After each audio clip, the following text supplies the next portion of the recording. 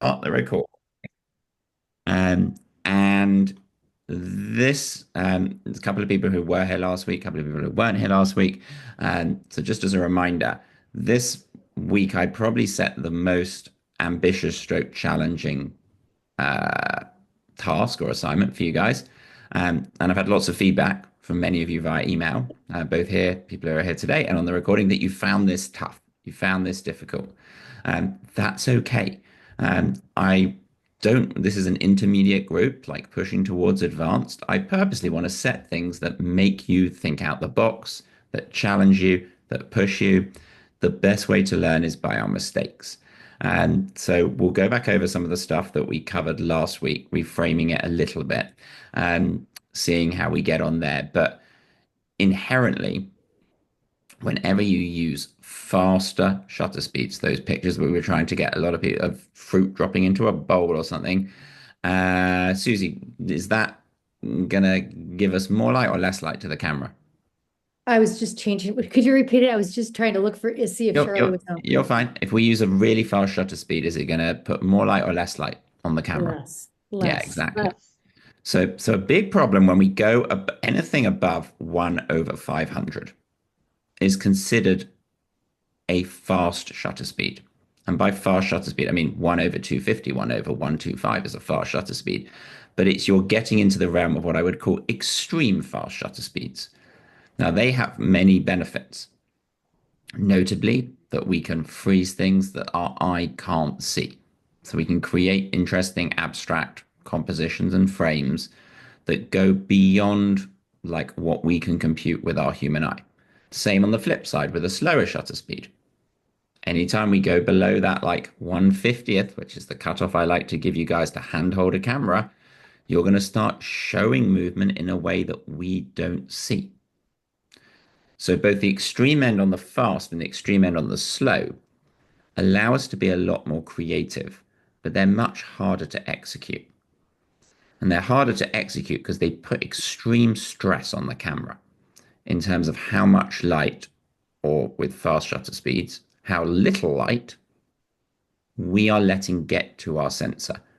Reminder for everyone, think of a shutter speed. The easiest way to think of a shutter is just like a pair of curtains that you are opening or closing. And if I open and close those curtains at 1/4000th of a second, my hands can't move that quickly, but I'm basically letting no light into the camera. If I open it up and I go one, two, three, four, five, and I could do a 60-second exposure, like all of you guys have great cameras that let you go. If you wanted to, you could do a 5 hour exposure. You could open the curtains for 5 hours, let all that light come in. Inevitably, in that case, you're going to have a photo, unless you do certain things, that is totally overexposed. So one of the things that I want to work on with the group today is figuring out how do we compensate for either that loss of light with the fast shutter speed or that abundance of light with the slow shutter speeds. So loss of light, fast shutter speeds, abundance of light, slow shutter speeds. And what can we do to essentially mean our meter, which you're all familiar with, the light meter, stays in the middle. We don't want it like at -2 stops, -3 stops. We don't want it at +1 stop, +3 stop. Um, if you have a choice, I've told you this before, but I'm going to repeat it because there's some new people in the group. If you have a choice, always better to underexpose a photograph than overexpose it. Under it, as long as you're not grossly underexposing it. If you're making it totally dark and black and then you try to lift it up in Lightroom or whatever editing software you're using, even if you're using a phone, you are going to create noise in your picture. Noise lives predominantly, when we look at a picture, in the shadows. You see it the most in the dark parts of your images. So if we take a really dark picture and then we try to, I always use the analogy, it's like squeezing a lemon for lemonade, and we've squeezed it and squeezed it and squeezed it, and then actually we reach a point where there's nothing left to squeeze, but we just are carrying on squeezing. And when we get to that point, you're gonna cause image degradation, and you're going to start to see all these little dots all over your picture. Sometimes you'll see little green dots, sometimes blue dots. It's because you've stretched the camera too much, the image. So we want to try to avoid doing that. And on the flip side, if we overexpose an image, so I'm just looking at like who can I see who's got, so like Nancy behind her. If everyone looks at Nancy, Nancy has a bright white window behind her because her webcam doesn't have enough dynamic range to get her correctly exposed and the really bright thing behind her. So she ends up with a blown. Hold on, Susie, I'll come to you in a sec. Is this about Charlie getting in? Yeah, I've sent her the link myself and you sent it to her and she said it needed a password and that won't let her in and I don't know what's going on. She hasn't You popped know up what? at all. I think she has to just start again, I go was out, just, ask yeah, I her to was going go to out say again, because maybe it just she happened to needs, me when I yeah, think close, when he close wasn't. her. It's probably on her end. That's a good point, Cass. Sorry to interrupt. I would close her Zoom, even possibly restart her computer. She could be logged into a legacy meeting from somewhere else. But this meeting 100% has no password on it. I There's no. know. So just I would say turn the computer off, go back to our email, try clicking on it, and hopefully she doesn't have any issues. Um, she's got the record. Oh, here we go. She just popped up. Oh, good. There we go. Ah. So hold on. Let's see. She should come in a second. Um, so hey, Charlie, you made it. Well done. And if It you would, wanted a password.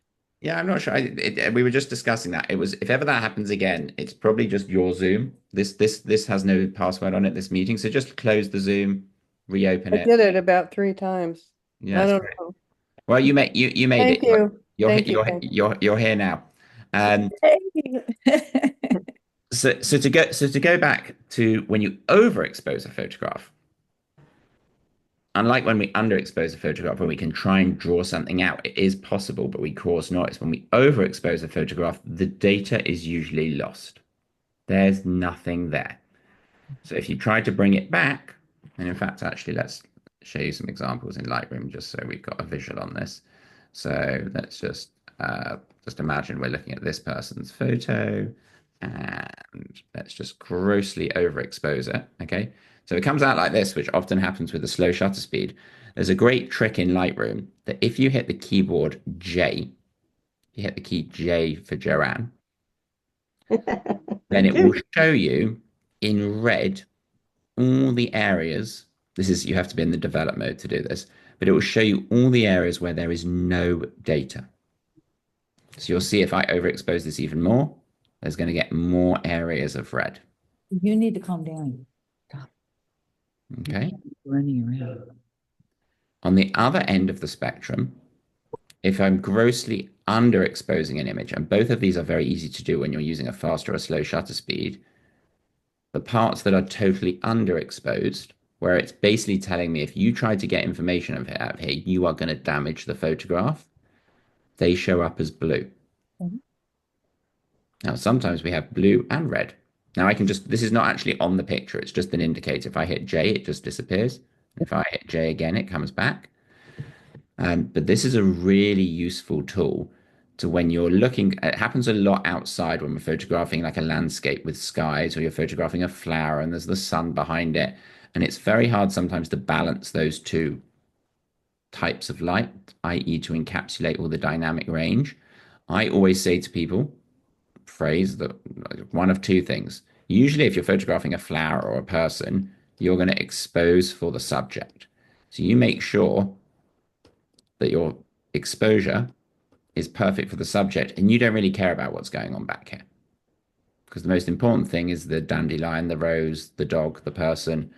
And the easiest way to expose for the subject, and if I'm jumping too quickly or far ahead for anyone, just let me know, please, is by doing something called spot metering.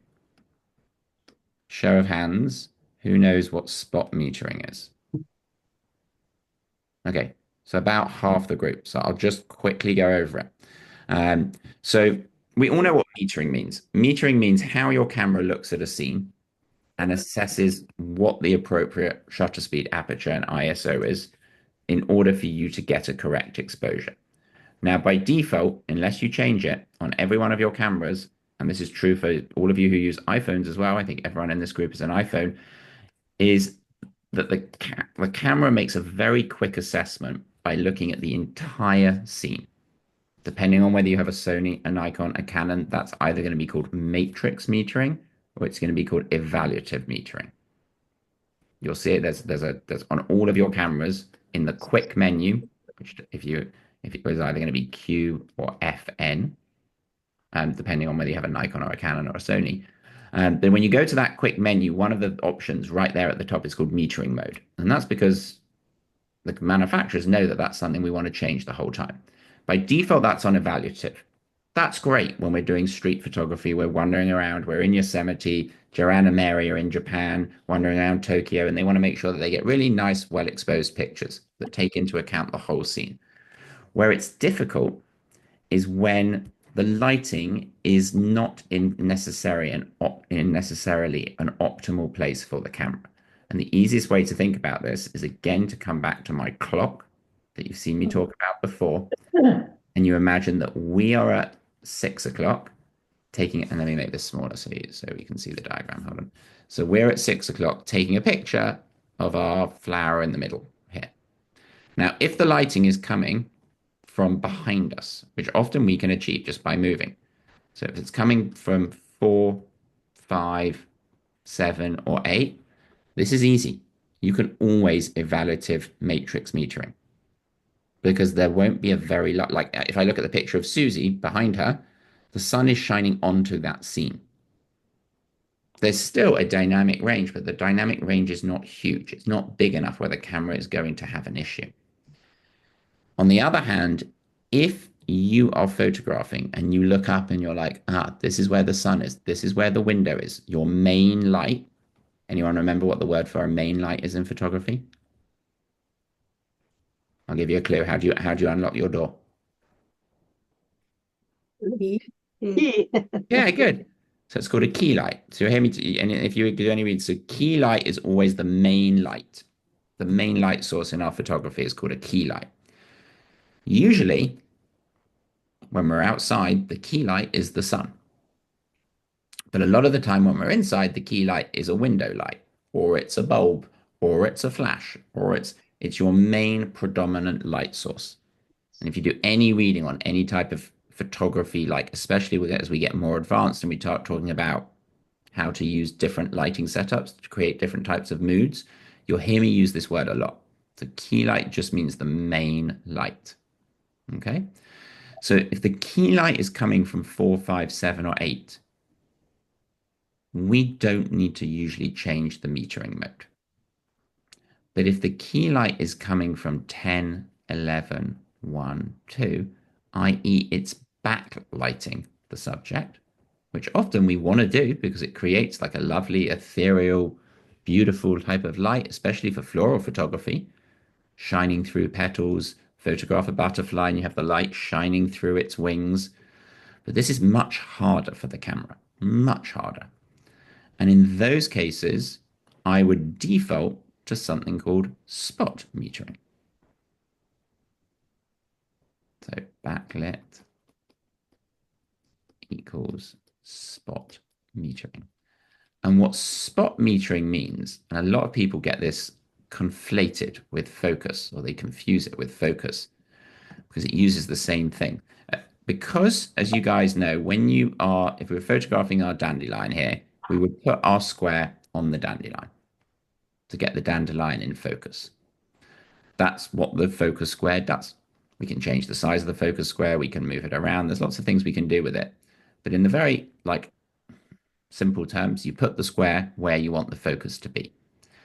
Now, what spot metering does is it piggybacks onto this tool.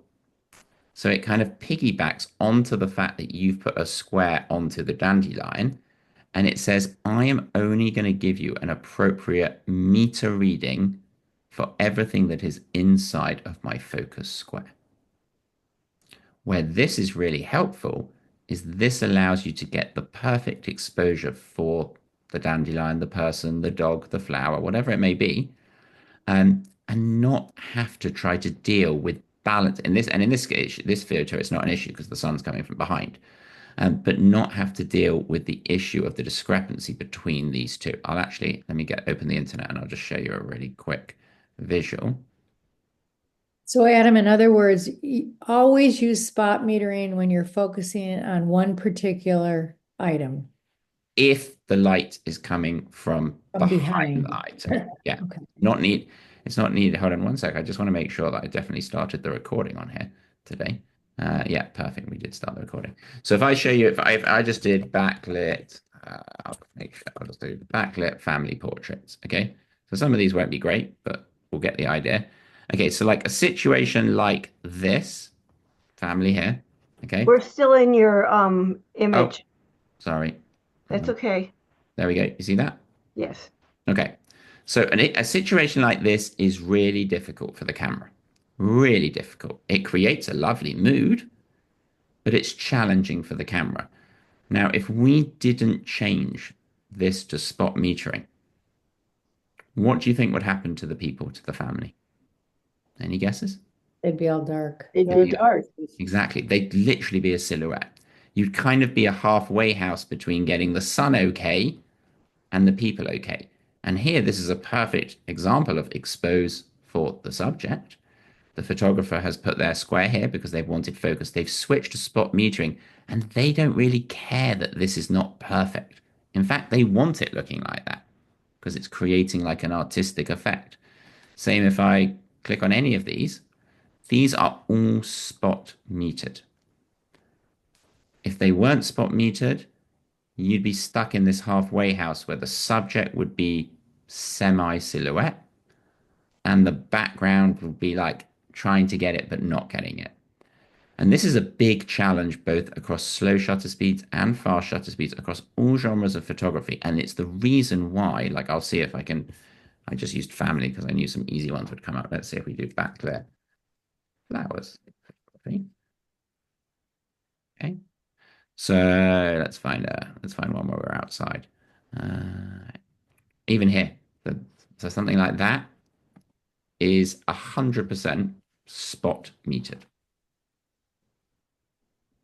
And this is why it's in the quick menu on your cameras. It's there because it's something that we need you, or I would recommend and encourage you that you are regularly changing. If you want to make it really simple to understand, or really like give yourself a rule, can you see my Lightroom again? Mhm. Okay. Yes. I often put it into two buckets for people to help understand it. Landscape and travel. By default, I would always have it on evaluative. Like if I was going and wandering around downtown San Francisco today and I just wanted to take some nice pictures, I would have it on evaluative. If I want to take a picture, and this is a kind of vague term, but if I want to take a picture of things, and by things, hopefully you can all read my writing. By things, I mean people, flowers, food, pets, pretty much any wildlife. In most cases, I want to switch to spot metering to capture those because I care about the flower, the food, the dog, the lion in front of me much more than I care about the background. Whereas when I'm doing a landscape or a travel or a cityscape or an intimate landscape, if we're using GCA terms, I'd probably want to be on evaluative. And especially for most of you, hold on, Susie, one sec. Most of you have a mirrorless camera. In fact, I think, Yes. does anyone not have a mirrorless camera here? Okay, great. So the beauty of mirrorless cameras that has made life 10 times easier is unlike a traditional DSLR, is when we change the shutter speed and the aperture, we see it getting brighter or darker. It's very hard to screw up the exposure because you're going to see it happening, unlike a traditional camera where you have to look at the meter. Another way to think about spot metering that sometimes is an analogy I use that helps people think about it is think about there's a movie called Men in Black that I sometimes use, but think about if any of you are familiar with like what a light meter looked like if ever you photographed with film, and we used to have to hold you can like my pen, and we would hold that light meter in front of the person's face. We'd hold it in front of the food. We'd hold it in front of the seat. This is exactly the same. We're just doing it digitally by moving our focus square. And it's very important to understand that it's the same tool, but it's doing two different things. A lot of people conflate the two. They confuse the focus with the light. The metering is to do with the light. The focus is to do with where you are placing your depth of field within your image, what you want to be sharp and what you want to be blurry. Now, obviously, there's lots of other things that affect depth of field that I'm not going to go into today because we've already talked about it. Focal length, distance, aperture. But one thing that I saw when reviewing all of these photos, because I can see what metering mode you guys have used when you send me the pictures. And a lot of you were using the wrong metering mode. And that didn't help you. It made life harder, especially when you went to your fast shutter speeds and you were trying to focus on your apple dropping into a bowl of water or your hummingbird or whatever it may be. If you're an evaluative, the camera is going to freak out, for want of a better term. And it's not going to freak out, but it's going to put unnecessary pressure on it, and you're going to end up with a photograph that is too dark. Now, one other thing that you can do that's a bit of a professional photographer's trick is, especially when you spot meter, you have a little button on all of your cameras that's called exposure compensation. I'll draw the symbol for it in a minute, but it's on every one of your cameras. It's on the top right on most cameras. And it usually looks kind of like this, and it has a lightning bolt going through it like this, and then it has a plus on one side and a minus on the other. Everyone seen that on their cameras? Okay, good. This is heavily, in my opinion, a heavily underutilized button. Because what this allows you to do is once you have nailed in on the dandelion or the person or the dog or whatever it may be, and if your picture and you follow spot metering and your picture is still looking maybe a third of a stop too dark or a third of a stop too bright, we can use this exposure compensation button to help us get back to zero. Now, this is much easier to do when you're in a controlled environment. If you're taking pictures in your kitchen, this is easy because the light is not changing that much. Adam, I don't see it on my camera, the R5. You should see it. I'd have to have a look at the back of the body of the R5. But it's definitely gonna be there somewhere. It could be on the left of the, but it's like it's like a plus and a minus and a lightning bolt. No. All right. On one of my cameras, it's actually a dial that shows minuses and pluses that you can turn. Right. It's not what you have exactly pictured here. It's not a button like that. It's more of an actual physical dial that has little minus signs and plus signs on it. Right. Yeah, that makes sense. Cass, Yeah. I can help you find it. Don't worry. Just make a note and I'll help you find it offline. But the trick or the photographer's trick is generally if we go out and shoot on a sunny day, even actually on a cloudy day, we usually set the exposure compensation to be somewhere between a third of a stop and 2/3 of a stop, it would show as 0.7, and underexposed.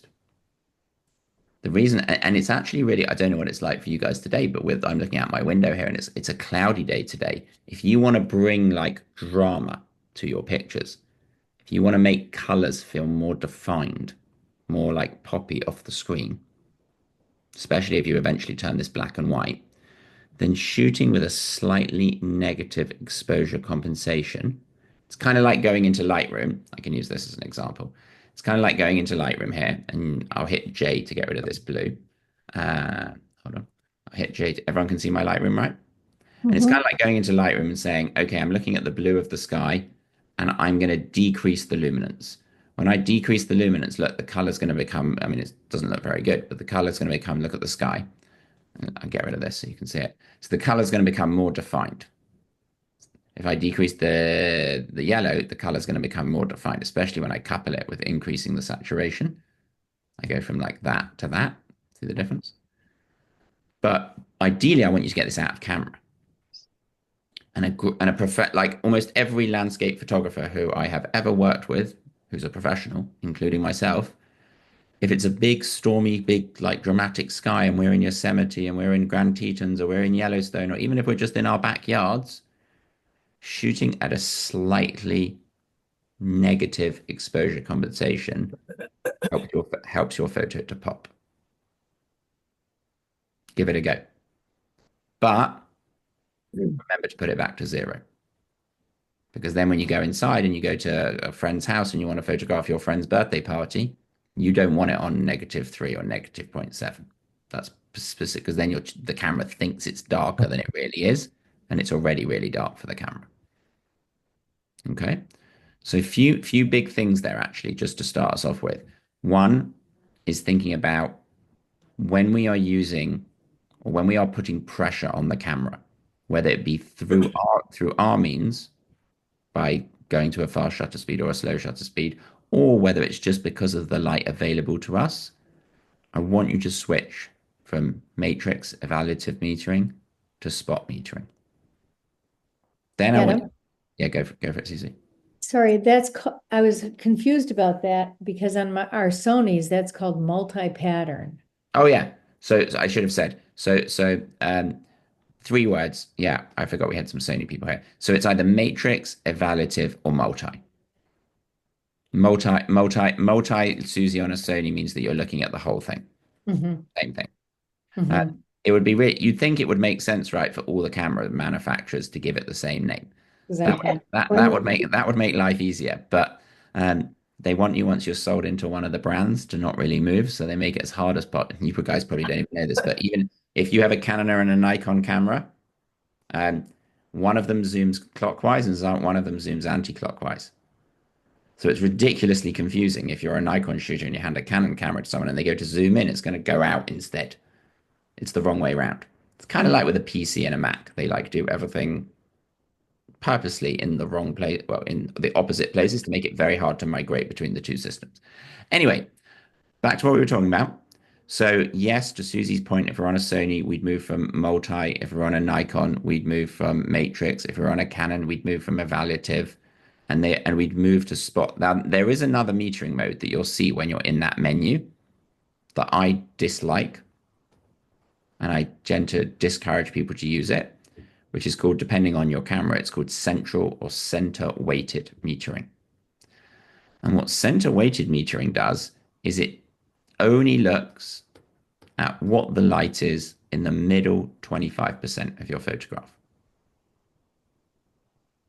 Now, the problem is we're doing that is, as most of us know, good composition, we generally don't put things smack bang in the middle.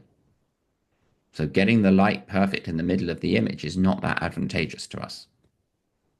The use cases and the reason why it's there is because sometimes we look for symmetry in plants. We look for symmetry in landscapes. We look for symmetry in architecture. And in those cases where we want something to be very symmetrical, there we go. And just imagine I was putting the dandelion right in the middle. Then I could use center weighted. But I'd still rather you guys use spot because you've got more control. Because often people like default to the center weighted one, and imagine it picked up a little bit of the house and a little bit of the dandelion. Then it's going to be caught in between two minds as to the right exposure that you should have. Okay. So you'll have 3 likely. Some of you will even have a 4th mode, depending on your camera, that will be called highlights or highlight weighted, depending on the wording. Your camera will be slightly different. And what that one does is when you are looking at a big scene, let's see if we got a big scene today. I'll find a big scene from somewhere else.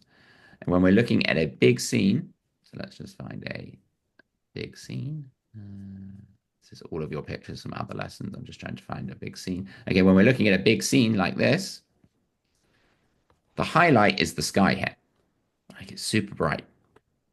When you're on highlight weighted metering, it will stop you blowing this out. It will stop this becoming overexposed. It will give you, so it will stop you doing that. Now, in this case, it was not a challenging situation because the light was coming from behind onto this. But if the sun had been coming in, if you've been on in the airplane and the sun had been coming here, that's really hard for the camera, really hard. So you can also use that highlight weighted one, and that prevents overexposure in the highlights. It prevents our histogram from over here. If we're in the way, you can click and move us, maybe in the way for some of you, but on the top right of the screen you're currently looking at, it prevents the histogram going too far to the right, which is what we don't want. That's an overexposed picture. Underexposed, as you all know, histogram's over to the left.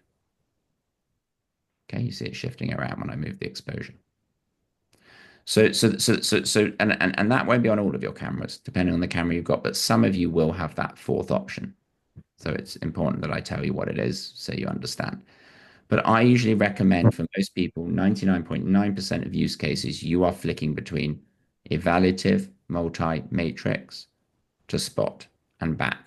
And you're just flicking between those two, depending on if you go out on a shoot and you go to the beach and you're shooting the ocean and the beach, I want you on evaluative, multi. But if you hone in on a shell, or you find some interesting details and you find some like beautiful wildflowers, ideally, I'd love for you to switch to spot.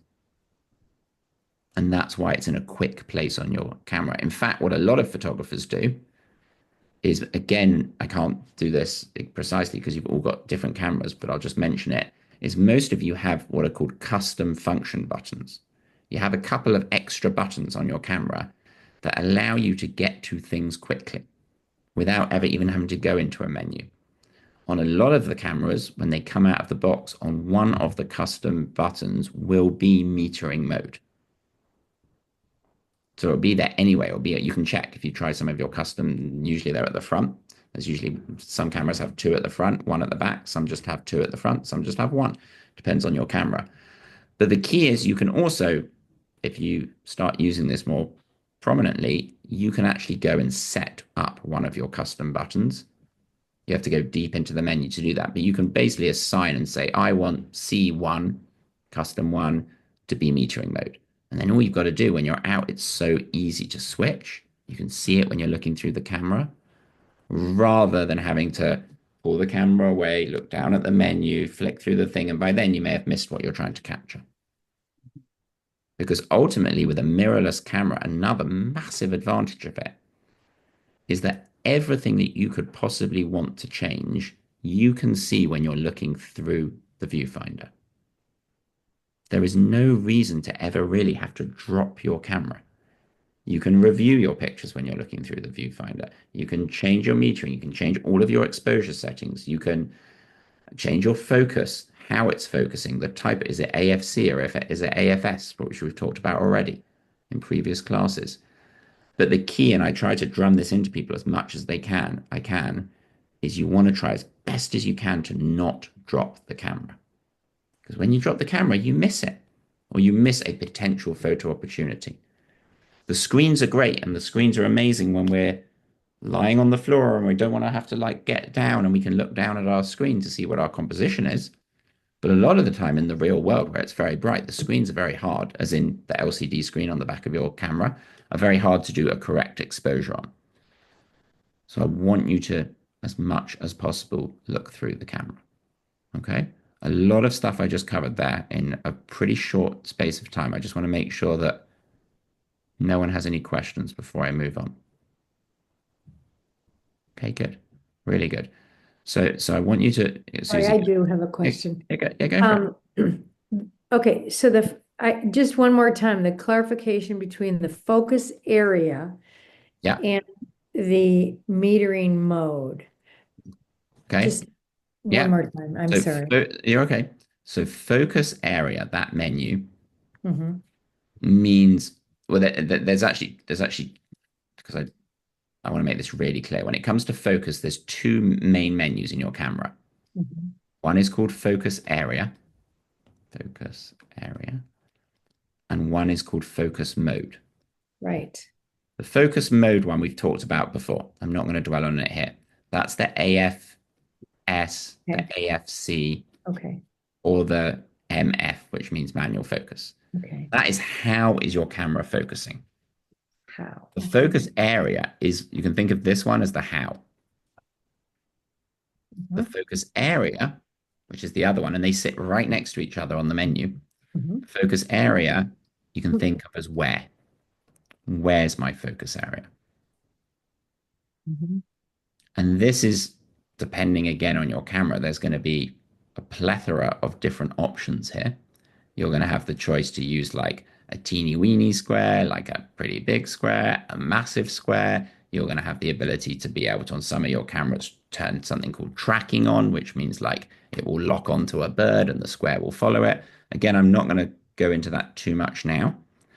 But the difference, Susie, is that focus area is choosing where we put, well, it's choosing the right tool to allow us to decide where we put our focus. So if I was photographing something teeny weeny, if I pulled off a ring and I was photographing like the band of a wedding ring, I'd want a teeny weeny little focus square to give me a lot of control. If I'm photographing a big landscape, I don't want that. I usually want a much bigger square that I can just place on the trees, place on the reflection. Most of the time, we go with a medium square, which suits 90% of use cases, people, flowers, and so forth. But the key is that once you have decided that, Susie, if you're using a teeny weeny square, a massive square, or a medium square, it doesn't matter. When you change to spot metering, you are telling the camera to just give you the correct exposure, the correct information of what the light should be, dependent on what is inside your square. Now, if I that's a get teeny, that, but it's my camera has focus mode. It says spot standard in the metering mode, and I think oh yeah, that's yeah, that's that's just confusing. that's a little bit more common. That's just keep it on spot standard for the time being. It's basically just saying if it there is sometimes an option on some cameras where it will hunt a little bit around the square Okay. because sometimes where you put the square is in the wrong place or it can't focus.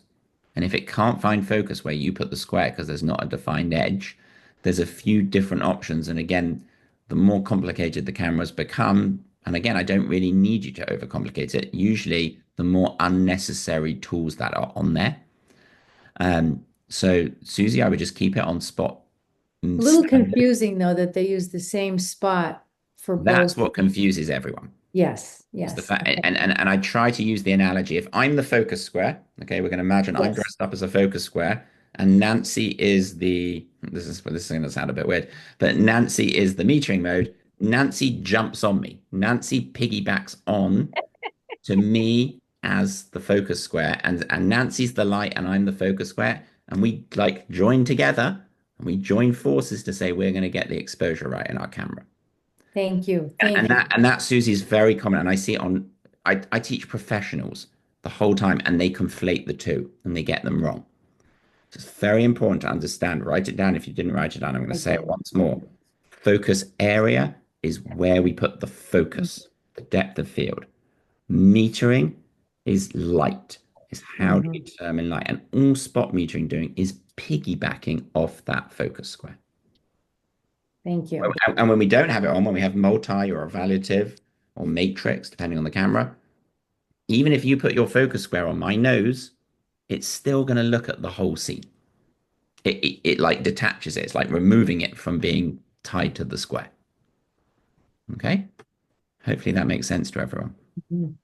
And starting to understand that, you'll notice that, and especially as we look through some of these pictures today, a lot of the issues that a lot of you were having and messaged me about and said it's very, I mean, there are a ton of issues, but especially when it comes to exposure, was a lot of you were metering on the wrong mode. Mm. And purely, it sounds simple, you just change one thing, but changing one thing suddenly makes life much easier for the camera. Remember the phrase that I love to tell people, the best camera is the 2 inches behind it. I say that over and over and over again. That's basically saying that you are smarter. The cameras are really smart, but I need you to take control. And the more you can take control, the stronger the eventual photographs that you get will be. Okay, good.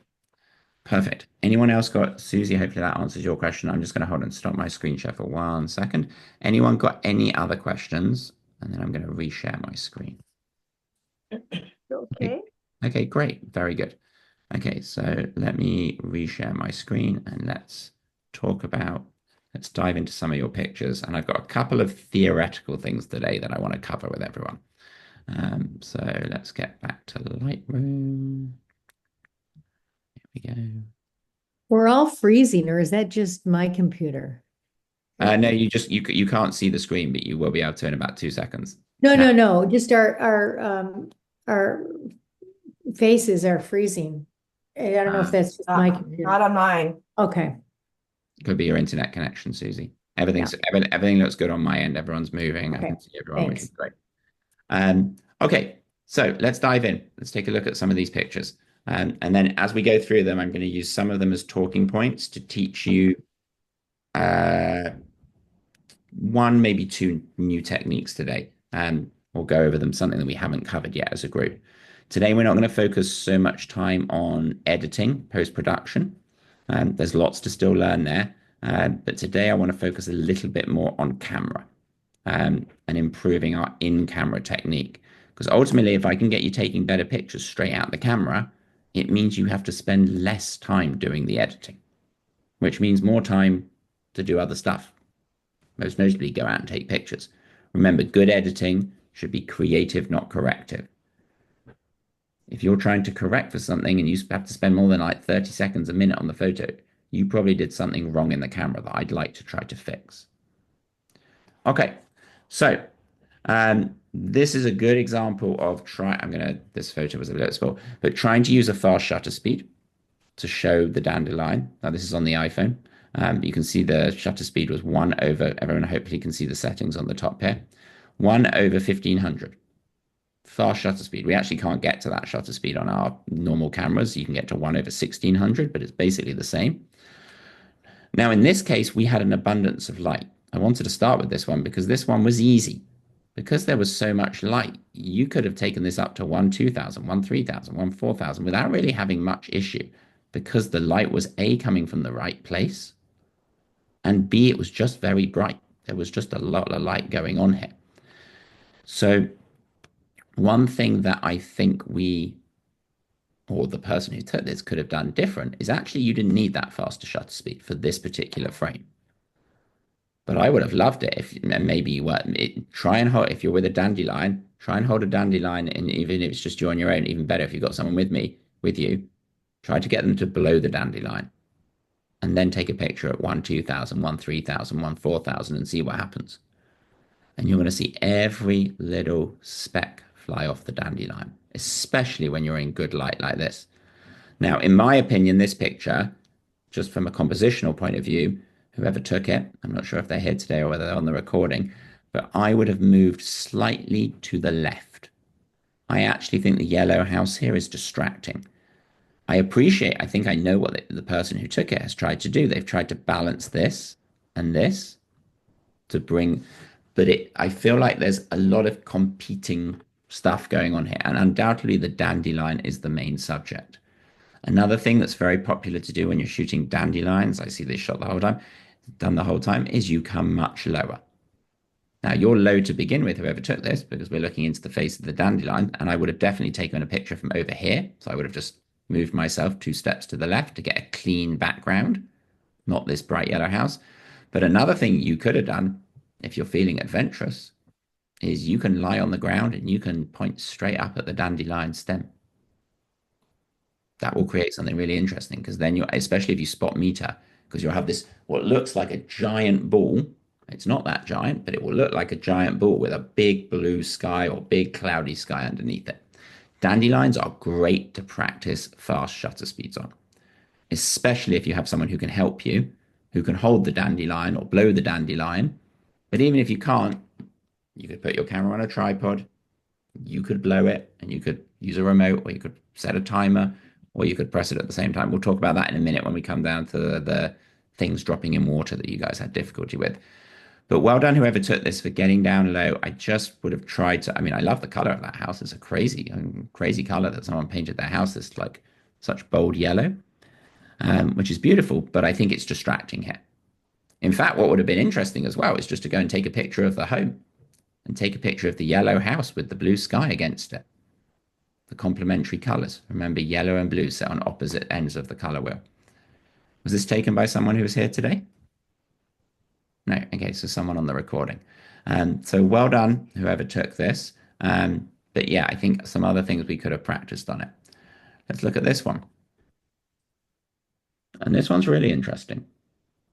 So this one's got a very nice bokeh, shallow depth of field. Look at that lovely, like circular bokeh in the background. Remember, bokeh is just it's actually Joanne and Mary will probably know this now. It's a Japanese word that just means the aesthetic quality of blur created by a camera lens. And you'll hear it referred to a lot when we talk about blur. This is a lovely shot, very nicely executed. Not necessarily right along the theme of what we were looking for, which we'll come to in a minute. But again, I really want to impart on you the importance of non-distracting backgrounds. And again, if I put my judging hat on here, and I've sat on enough GCA shows and judging to kind of think about how GCA judges, but if I was judging it, which I'm fortunate enough to judge a lot of contests, is I would probably think, this picture would look so much better if the photographer just took 2 steps over here to their right, took out this tree, or do the opposite and go here and set the pink blossom against the tree. Or don't be afraid to not have to show everything and bring it down and kind of have it like this or have it like this. Like straight away now, that just looks like a much more impactful photograph where, yeah, the tree and the greenery is still there, but undoubtedly we are drawn into the main subject, which is the block. I love the shadowing here. Look at that shadowing of the stamen on the petals in here. It's lovely. And this is taken, I looked at this picture earlier. This was taken at just before 4 o'clock. So 4 p.m., which is why we're starting to get some of the shadowing on the leaves because the sun is lower. Remember, optimally, I'd love for you to always photograph first 4 hours of the day, last 4 hours of the day. Generally, that's going to lead to stronger, more dramatic. Now, I understand that's not always possible, but if you're going out to your backyard and there's a beautiful bloom of camellias at the moment and you're like, I want to capture these, I really want you to try to do it first 4 hours or last 4 hours of the day. Don't go out at 12 o'clock and capture it because the light's just going to look very hard and very flat. But hopefully you can all just compositionally, you can see the difference between, I'll put these up against each other just so we can see. I feel like the one on the left, we get drawn up, which is, I think, the intention of the photographer, but we actually get drawn up away from the focal point. Because I think the focal point here is this. And on the one on the left, I feel like my eye kind of wants to go whoop, up the stem, up the branch to the top, and then it kind of gets stuck. And then it's like, oh, I look at the tree or I look at here.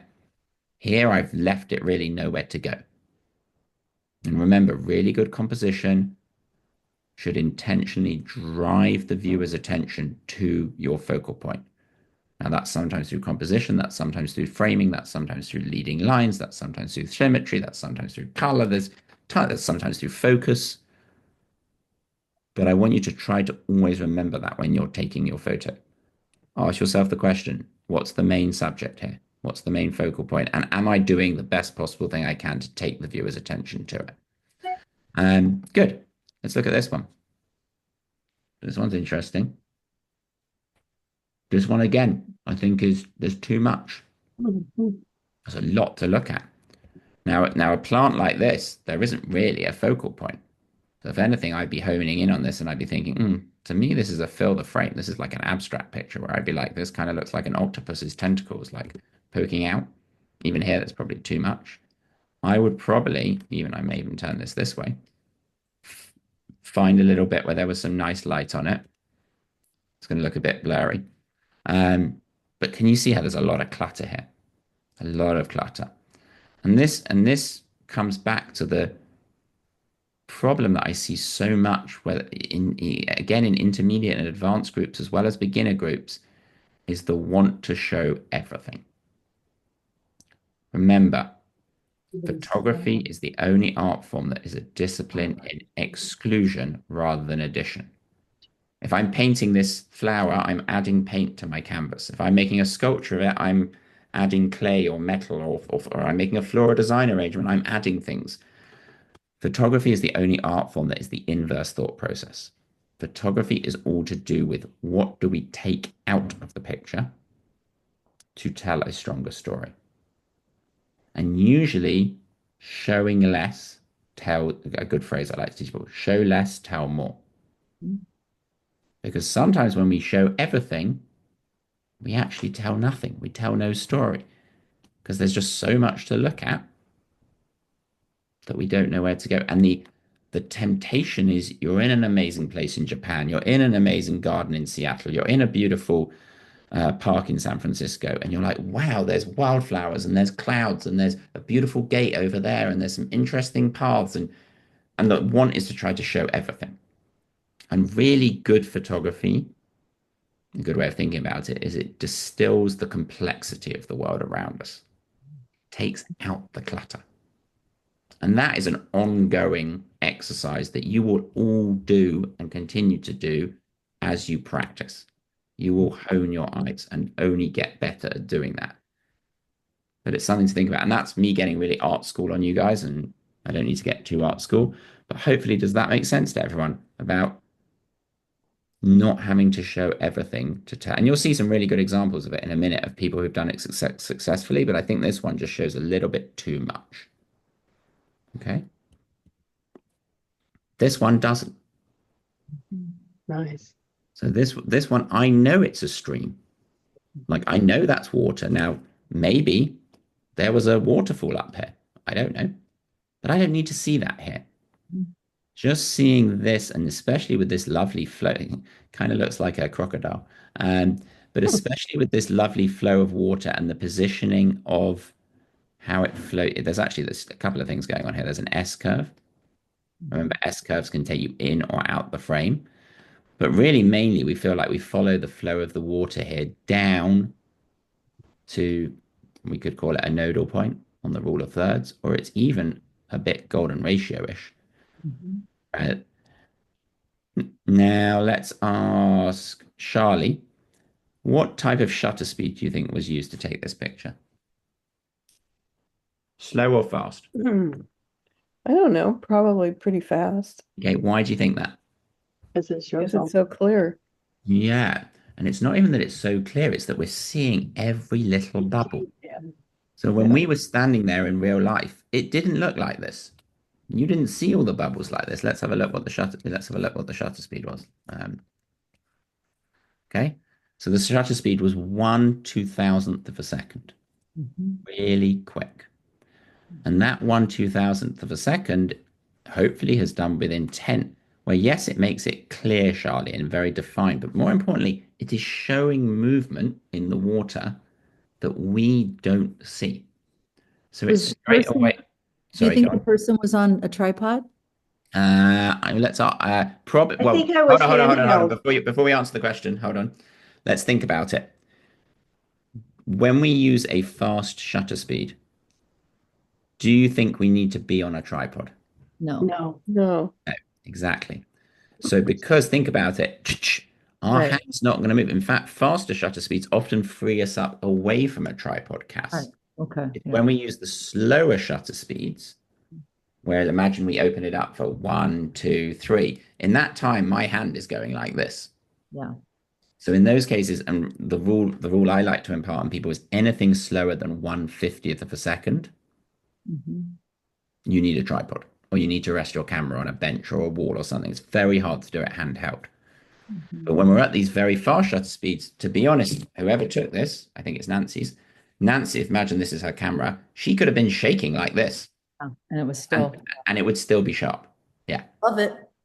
You could be, and this is a common thing. This is a good reminder to everyone. If any of you are traveling throughout throughout the course of our next classes, and you go on an aeroplane and you try to take a picture out the aeroplane, make sure you have a fast shutter speed. Because it's easy to think, well, we're not moving, but actually you're moving at 300 miles an hour. which means if you don't have a correct shutter speed, when you put those lovely photos when you're flying over the Rockies or you're flying over a national park or you're flying over an interesting set of fields, they're going to look blurry. Even if you think you're still, you're sitting in a seat.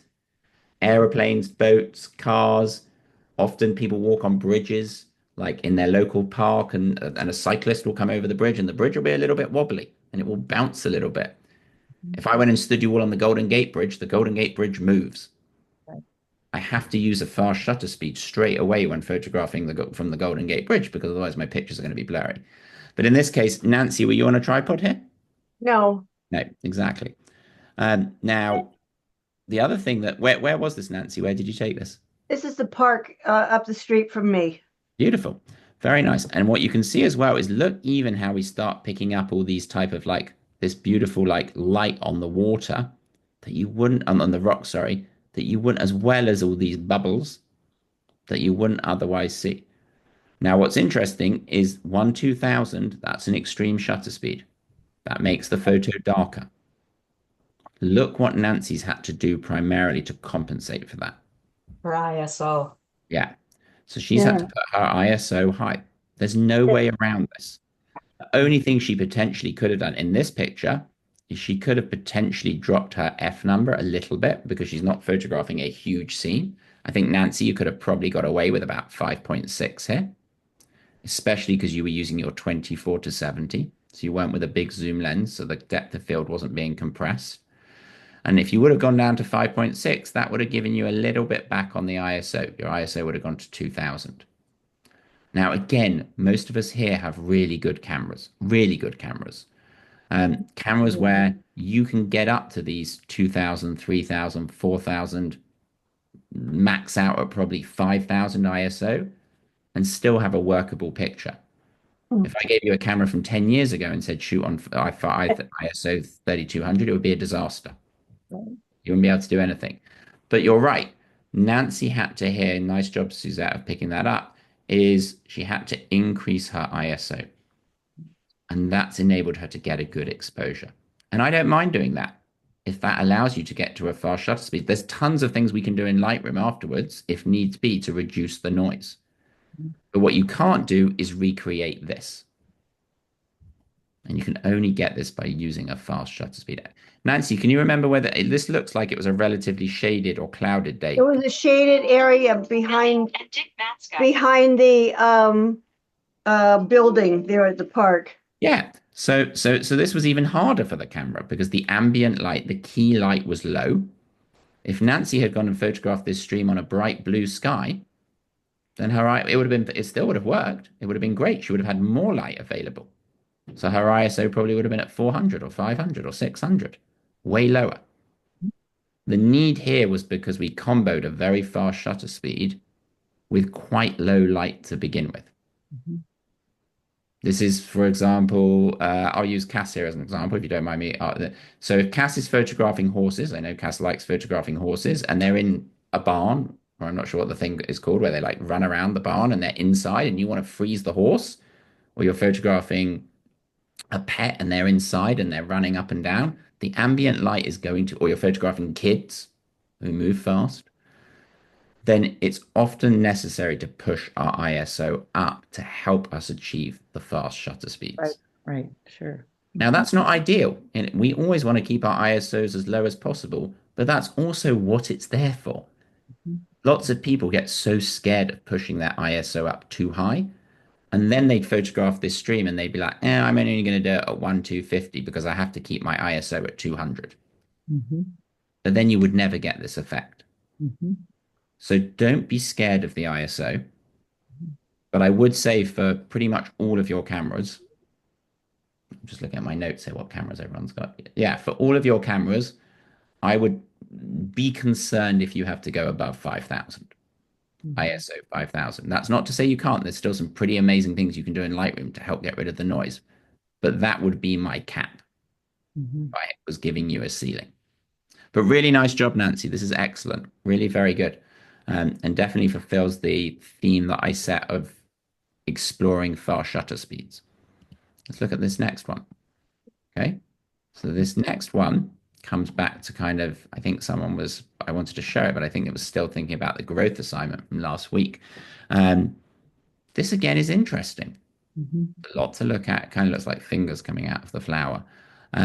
Nice use of focus, although let's ask Joanne. Joanne, where do you think the sharpest part of this particular picture is? My eye is going to the lower left.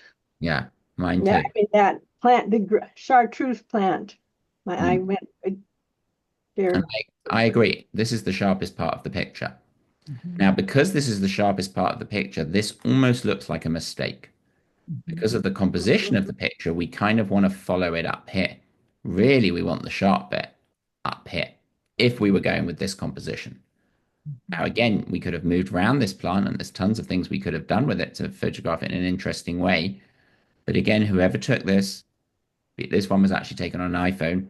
Don't forget my trick that I've taught you all when you're on an iPhone, you don't have your normal camera of the 1, 2, 3 hold. 1, 2, 3 hold. And then remember you get that thing at the top that says AEAF lock.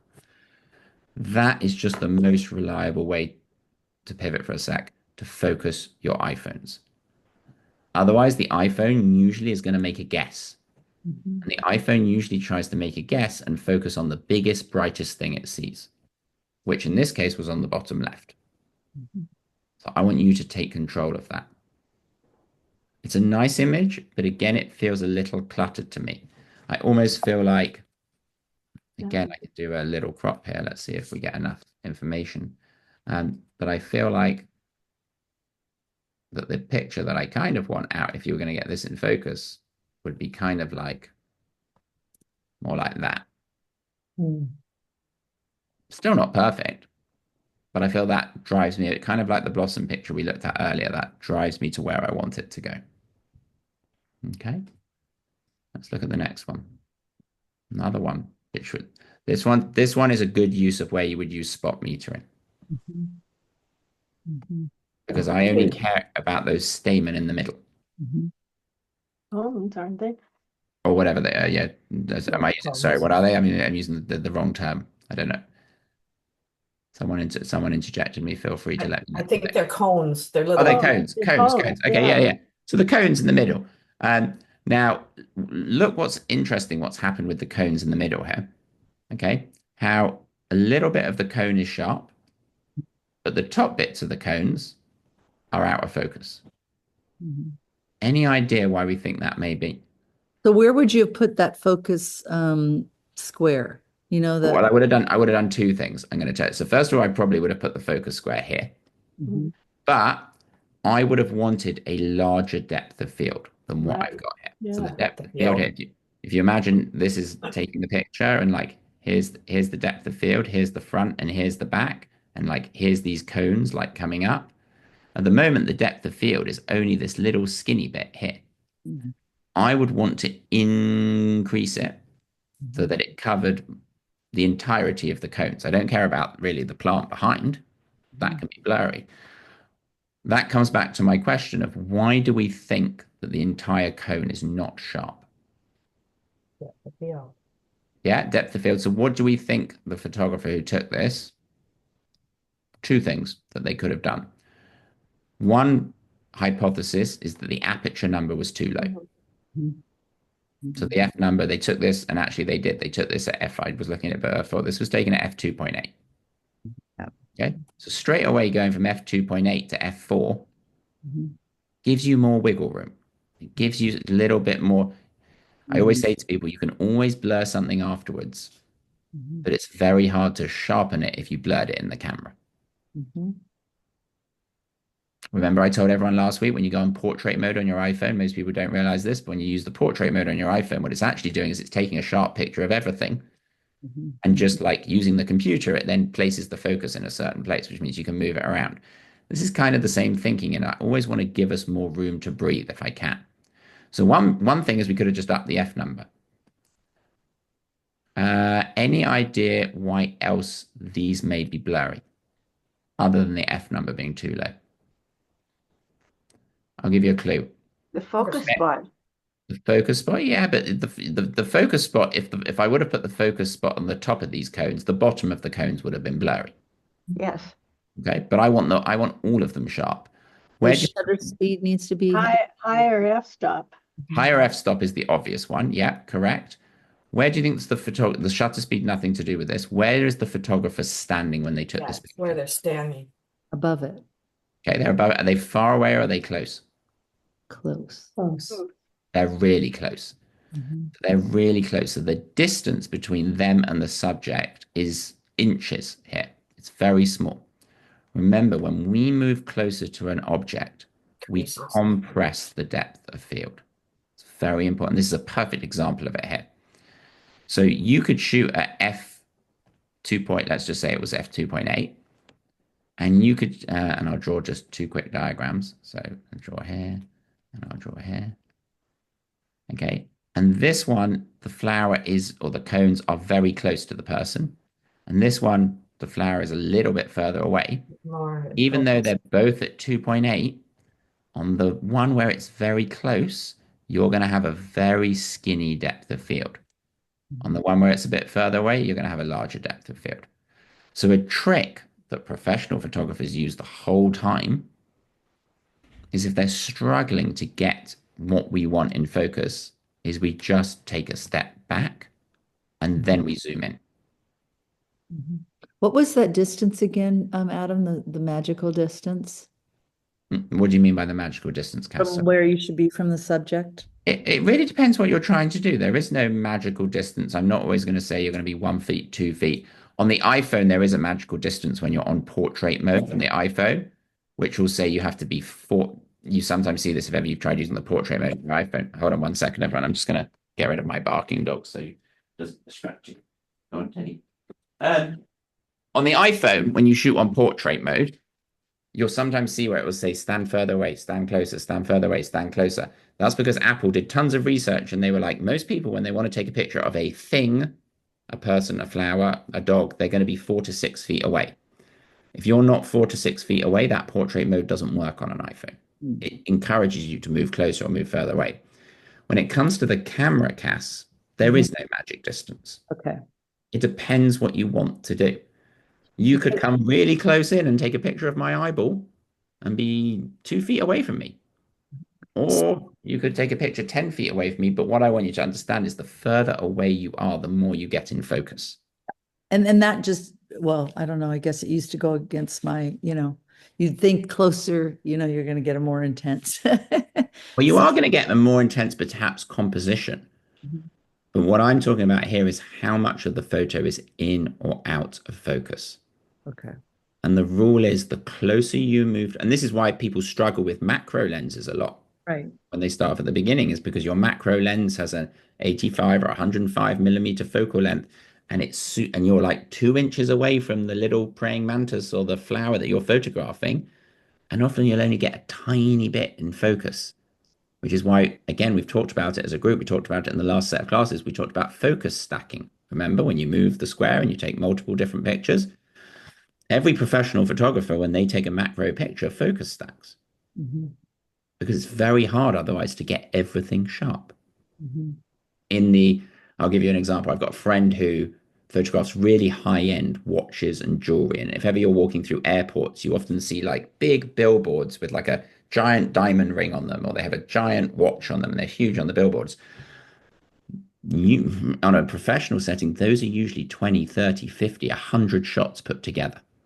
Someone spent an entire day photographing them moving around the square because they're right up close to it. They want all the detail of being up close, but they know that that's going to give them a shallow depth of field. So they then have to move the focus square away and then combine the pictures together. But the key learning lesson to come out of this, and I don't think it's bad, I think it's fine, but I just want you all to understand why all the cones aren't sharp. And the primary reason why the cones aren't sharp here is dual things. Its F number was a little low, could have just increased it, and also because we're very close to the subject. Mhm. That makes sense to everyone? Mhm. Okay, good. It's a really nice image.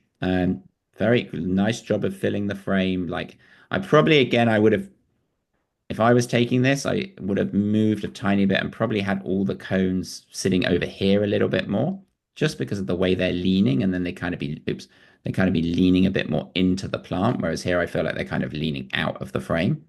I almost feel like they were over, it would look better if they were offset to the left a little bit. But nice job, whoever took this, of we've got rule of thirds going on. This is not smack bang in the center.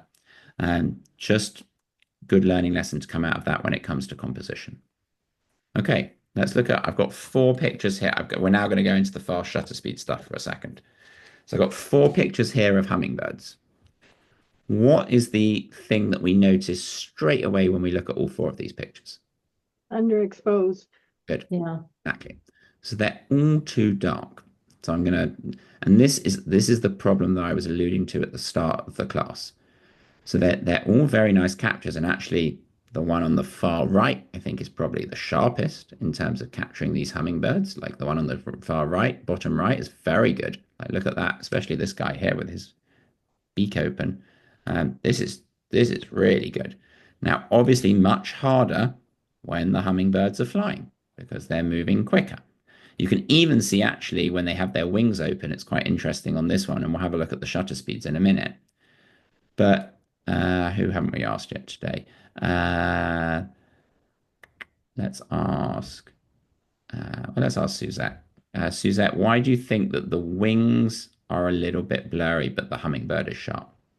Well, the wings move so fast. The shutter speed is, I actually was pretty impressed that they got such a good, clear.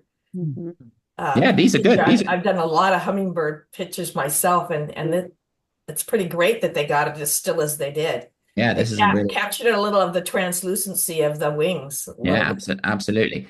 So the answer There's is a ton that are not sharp. say that again.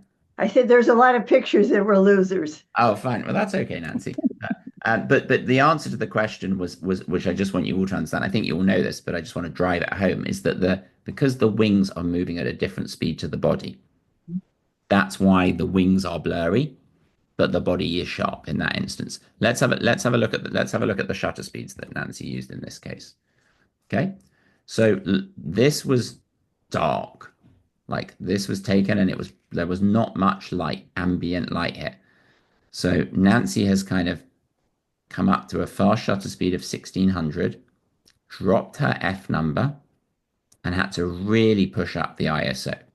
Now, this is where we start to see, remember, especially when we underexpose a picture, I said ISO lives, or noise lives in the shadows. This is our noise. Okay. Now, you all know this. I'm going to do it super fast because you all know this, but we have this new tool in Lightroom where we can go enhance, and we can, this is a JPEG, so it's not going to work as well as it off the raw. But in fact, it doesn't even let me do it because I'm on a JPEG. But if you hit this denoise button, it uses AI and it takes out all the noisy pixels and it puts in new clean ones. And I can't show it to you on this picture, unfortunately, because it won't let me do it on a JPEG. But on RAW, this is an amazing tool to help you get up to high ISO. Did you access that in Lightroom? Where exactly? So I right click on the picture. On the picture. Okay. Yeah. And then I go in. Got it. And then I usually uncheck this box and I check denoise. I just can't do it because it's not there. You can also access it, Susie, if you come down and you're in the develop on the right hand side, there's a button here. If I go down to noise, and again, it's blacked out for me, but there's this button here. Okay. And that takes you to the same place. Thank you. And this came out like less than a year ago, and this is revolutionary. This is an enormous game changer for most people because this means for event photographers, wildlife photographers, people who photograph in bad light, that you can, remember I said the ceiling is 5,000 on your camera? You can get to 6,000, 8,000, 10,000. It's not going to look very good when you first put it on your screen, but with the magic of AI, it's going to make it look like you shot at ISO 200 or 400. It's going to completely clean it up. It's pretty amazing.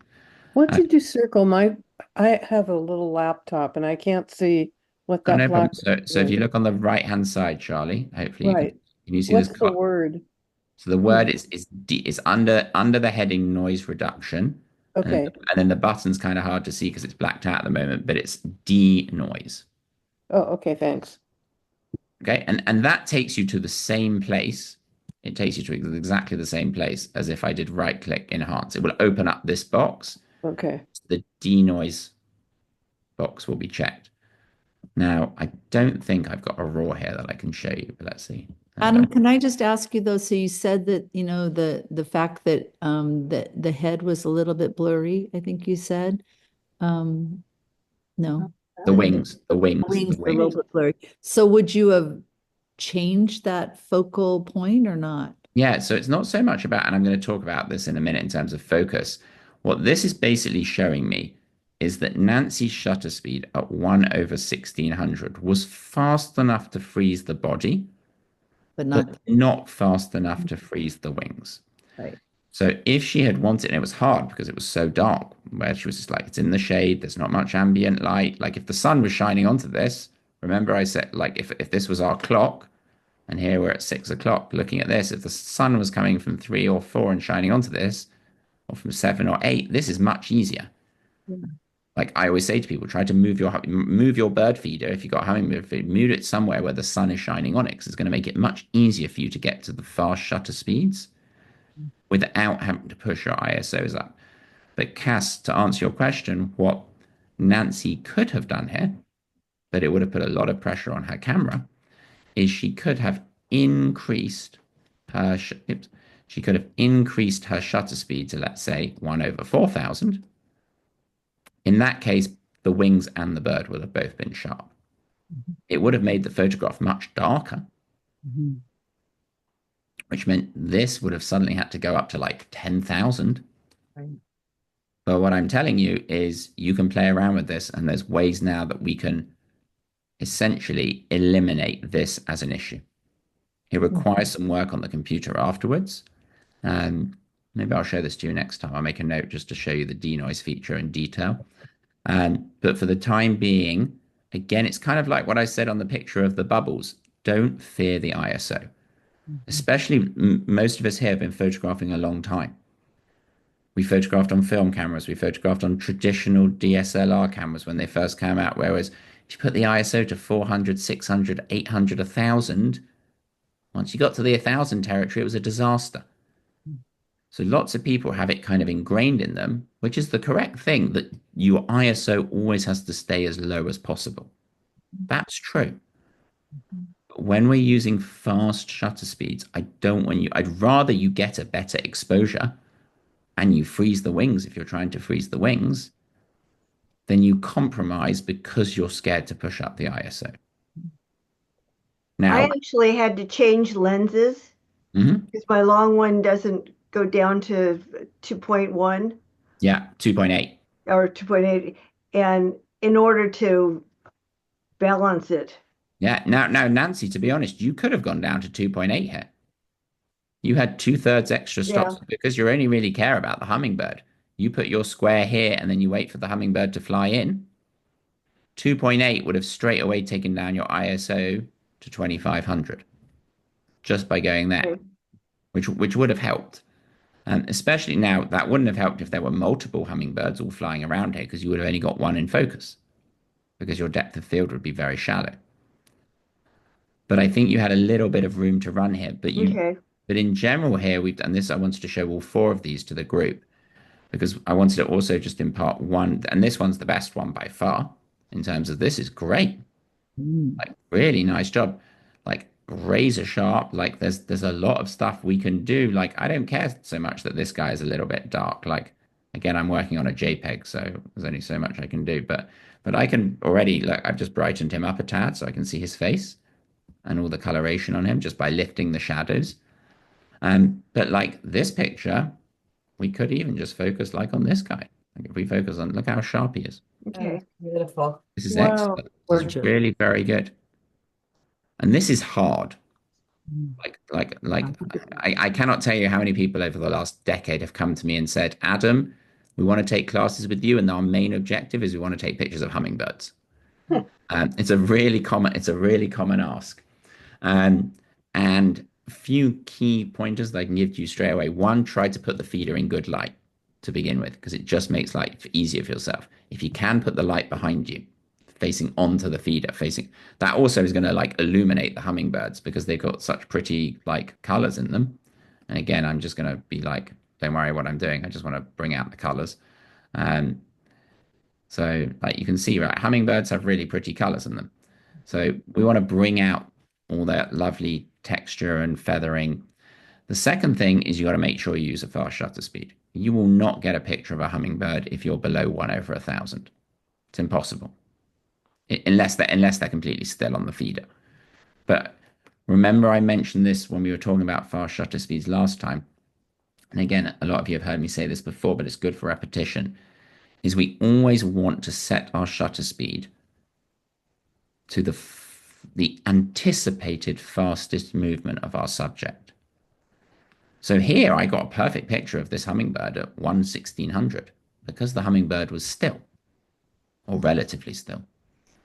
But if the hummingbird suddenly flies off, I'm screwed because I can't change the shutter quick enough. So I want the shutter set, and this is true when you photograph kids, pets, dogs, wildlife.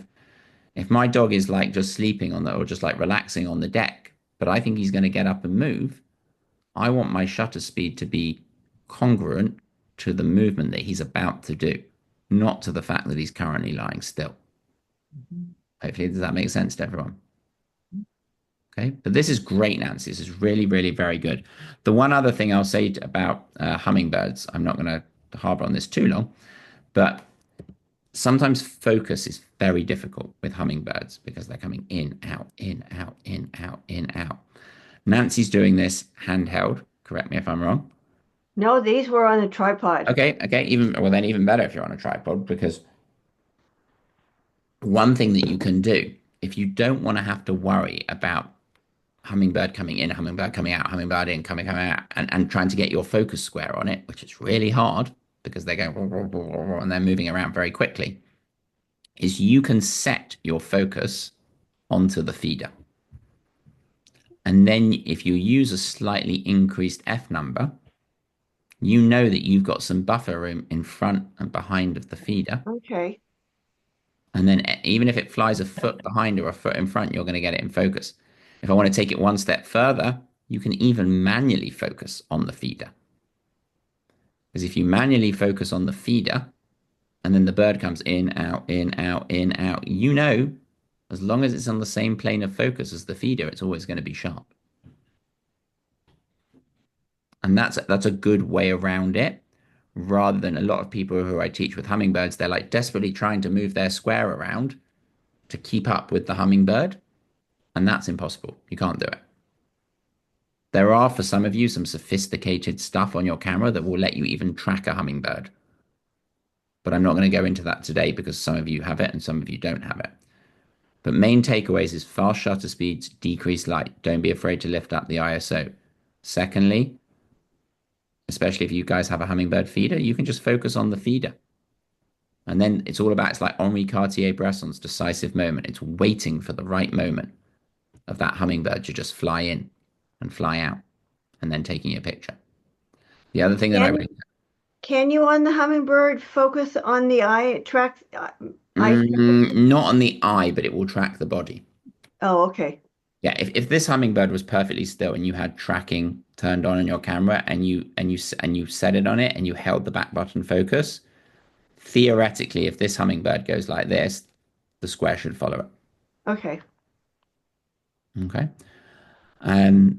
So yeah, but probably the easiest thing that makes the biggest difference is positioning yourself so that the feeder is in good light. Sometimes you don't even have to move the feeder. You just have to move. Remember, you can move all the way around the feeder. And you just got to figure out where's the most advantageous place for me to be. Also had to figure out which clutter was behind it. Yeah, I think you've done a great job here, Nancy. This is a really, really strong, especially I like the guy on the left, just the fact that you see the beak slightly open. You could play around with this, Nancy, use some of the remove tools that we've played around with and go more in on him and just, although it would look a bit weird. I just cropped it. I didn't do anything else really on these. Yeah. Little even that's a very strong image of a hummingbird. So nice job. Really well done. you. Very, very good. And definitely fulfilled the well done for thinking out the box of what we're going to do with slow shutters. Okay.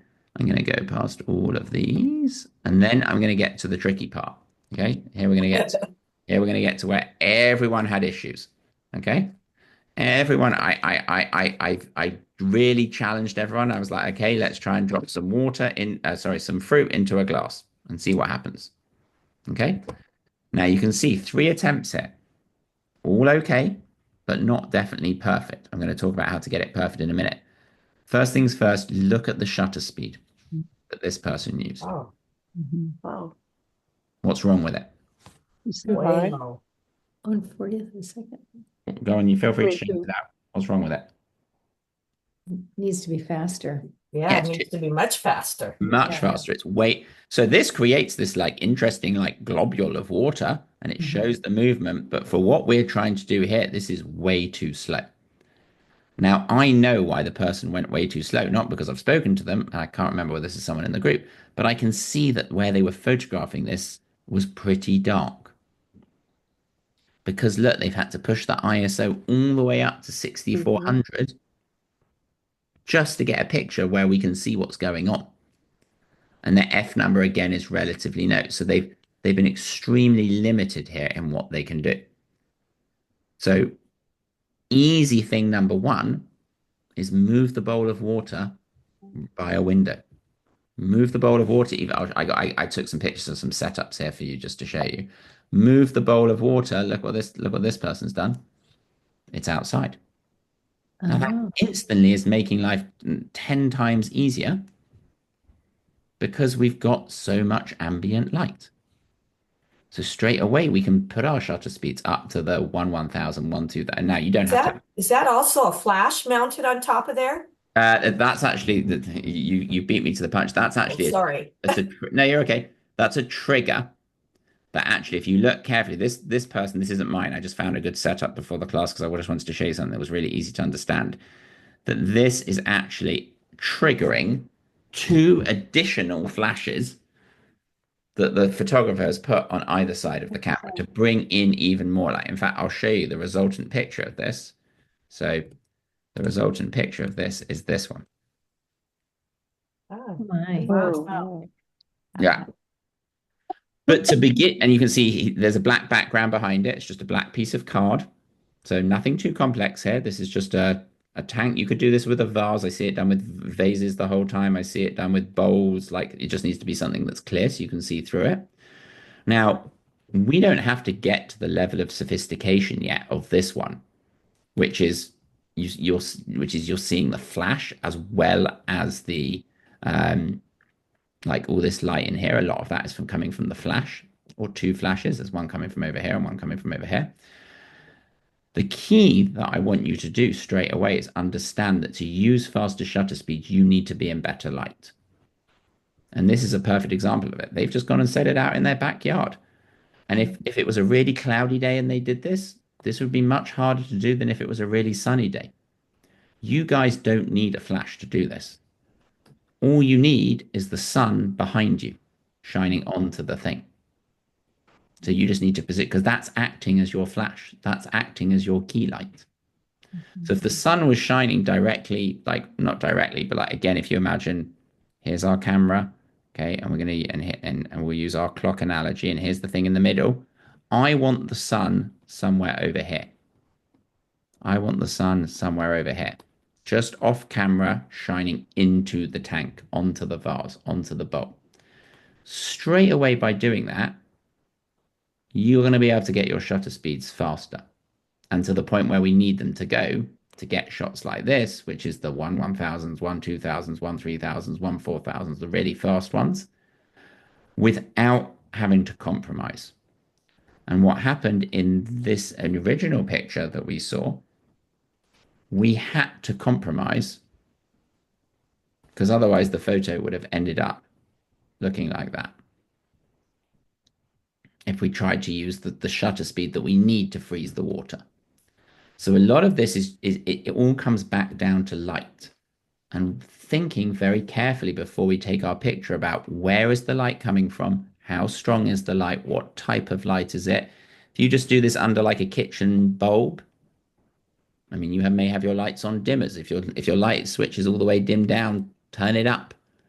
We want as much ambient light as we can, but better, and my preference would be if you want to try this again, and I want to encourage everyone in the group to try this again because no one got it.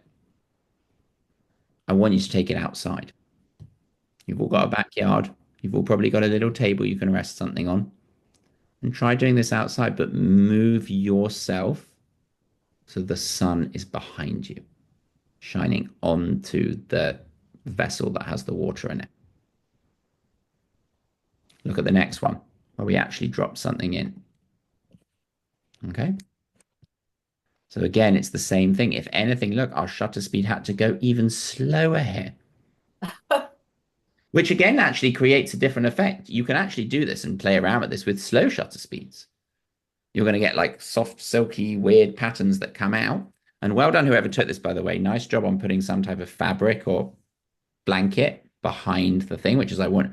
Remember, I showed you the picture that I took of the lemon dropping into the water. And I said it looks complicated, but all I did was I got a big bowl of water and I lay a pair of jeans underneath it to create the contrast between the yellow and the blue. This is good. It's just the wrong shutter speed. And then I want to show you all three. And then I want to talk about how we focus, because the focus is also important here. So, and again here, like on a different background, this is someone else's. So this one, look, the slow shutter speed created this interesting effect where the strawberry or the pepper or whatever that is kind of looks staggered. It's not in real life. We're just seeing a 50th of a second of movement of something that is moving incredibly fast. Again, when it comes to composition here, this I think is a given, but we obviously want to, if we can, I mean, a lot of these times we want to see this picture and we actually don't need to see the whole bulb. We just want to see, like, imagine this was frozen. I don't need to see the whole tank, the whole vase, the whole thing you're dropping it into. So in order to get here, in order to get to pictures like these two, which here's another look, I just took some pictures of setup. So you look how that's in the sun. Then we get pictures like this or like this. You start creating now, a lot of this is luck. I'll be honest, you'll have to drop it in and you have to do it 5, 10, 15 times and you'll get a different picture every time. But it's a lot of fun to play with and a lot of fun. You can practice this by sometimes people drop like pebbles or marbles into water. Sometimes people don't even have the vase and they're at the ocean or they're at a lake and they'll skim a stone or they'll throw a stone into a pond and they'll watch the ripples come out of the water. And with a fast shutter speed, you're going to see all that interesting texture and line. I really like this one, actually, of the avocado. I think this one I like it too. looks really cool, especially because the avocado, they've dropped a number of pieces in at the same time, so it kind of feels like it's exploding out. And again, like this is luck, like how the water is perfectly framing the avocado. But I bet you if you did this 5, 10, 15 times, you'd get it. And you also kind of appreciate, this is a fun one to try because obviously the higher you drop the fruit from, the bigger the splash you're going to get. Yeah. So sometimes you're like, oh, I'll drop it from up here. And you realize that the splash is way too big and you can't see the thing. And sometimes you drop it just from thing and the splash is not large enough. Yeah. I have a question, Adam. In my effort to do this, I watched a lot of online videos. Yeah. And one of them said to use sparkling water. That gives you bubbles. That's a good. It's just a different effect. But yeah, that would just mean that you get more bubbles. A lot of people sometimes do this and they use glycerin. Yeah, because it's thicker. You can get this though with normal water, but yes, sparkling water. You'd get a picture like this. You just see all the fizzy bubbles, Suzette, which would add to the interest. Right. The main thing, as well as getting the shutter speed right, is I got to get you how to focus this. Because most of the time, if you're on your own, how on earth do you focus it, drop a strawberry into a glass of like a thing of water and take the picture? It's really hard. It's impossible. You can't do that unless you were an octopus and you had 8 arms. And none of us are unfortunately octopuses. So we only have 2 sets of hands. Oh, sorry, 2 hands, 2 sets of arms. And we have to figure out how are we going to take this picture and how are we going to drop the thing in at the same time. The first thing we're going to do is we're always going to put our camera on the tripod. Okay, so we're just taking the fact that we're hand holding the camera out of the equation. The second thing is we're going to turn our focus onto manual focus. We are not going to try and autofocus this. It's too hard because the thing's dropping in, it's dropping out, it's dropping in, it's dropping out. To get the timing is almost impossible. So instead, what we're going to do is we are going to manually focus onto the tank, the water bowl, the vessel, and I would just focus on the front lip. So you're going to turn your camera onto MF. You all know how to do that. And this is a real challenge, this one for you. I want you all to try this. Again, I know most of you tried it and a lot of you struggled with it. Okay. And then, so we're going to manually focus on here, and then we're not going to move the camera. We're not going to kick the camera. We're not going to move it closer. We're not going to move it further away, because if you do that, you need to refocus. So you're going to get a composition where ideally I'd like the composition where you're not seeing anything other really than the water and the thing that you're about to drop in. Lots of people practice this as well. They just have the fruit or the avocado or the apple or the orange sitting in the water while they're doing it. And they manually focus just to make sure, because what you're essentially doing when you manually focus is you are setting the plane of how much you want to be in focus. So let's just imagine, here's our frame. Okay. Here's the front. Here's the back. Here's our bowl of water. And here's our lemon in the middle. Okay. What I want to do is I want to manually focus on here, on this area. You can even manually focus on the lemon if you want to drop the lemon in, if you think you're going to get it in the same spot every time. It depends how big the container is of water. But if it's a small container, you can definitely focus on the front. If it's a big container like that big fish tank, I would just leave the lemon in there and then I would manually focus on the object. Then what I would do, and what you're essentially doing there, then I would make sure my F number is not too small. Because if you do it at f2.8, you're focusing there, but you're giving yourself a very skinny window of opportunity to get the whole fruit in focus. So, and this is hard, and this is why I want you to go into good light. I want you to have your F number somewhere between 4 and 5.6. That's going to give you more wiggle room. So that means if one time you drop it an inch in front and one time you drop it an inch back, it's not going to make a difference. It's going to be sharp both times. If the F number is too low, you're not giving yourself that buffer. You're not giving yourself that margin for error. That makes sense.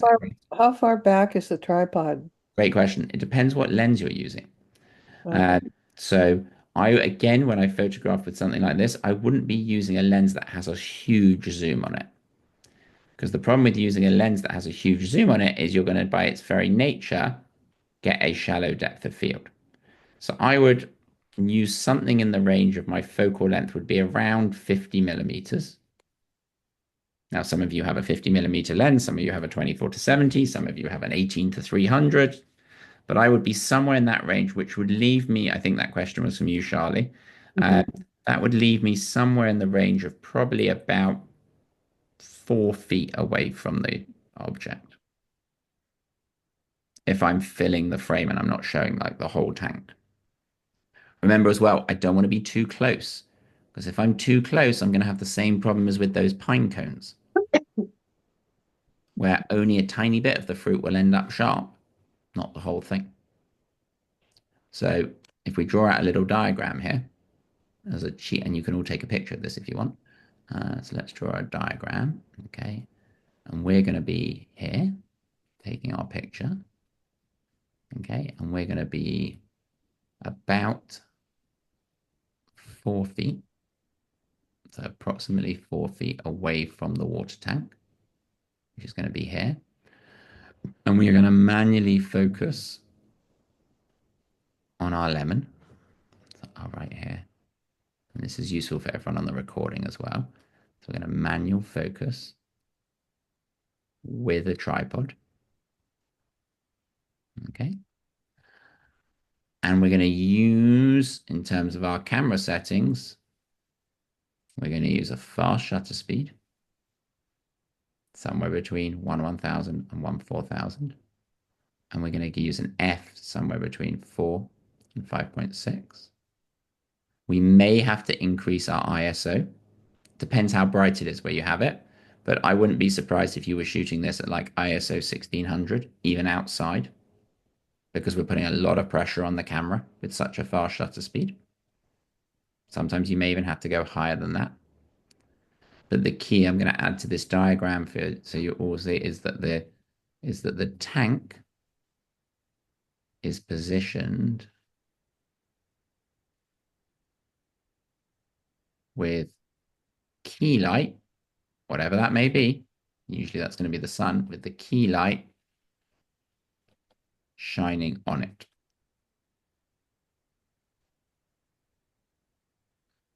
Okay. Adam, question about that. Okay, go I for it. was toying with that going outside too, but unfortunately, Seattle has been kind of unfortunately looking at about a week of cloudiness.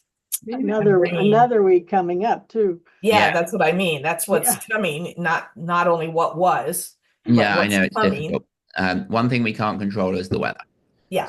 So here's another idea. If you're stuck inside and it's pouring with rain and you want to try this, how about you shine a flashlight onto the tank?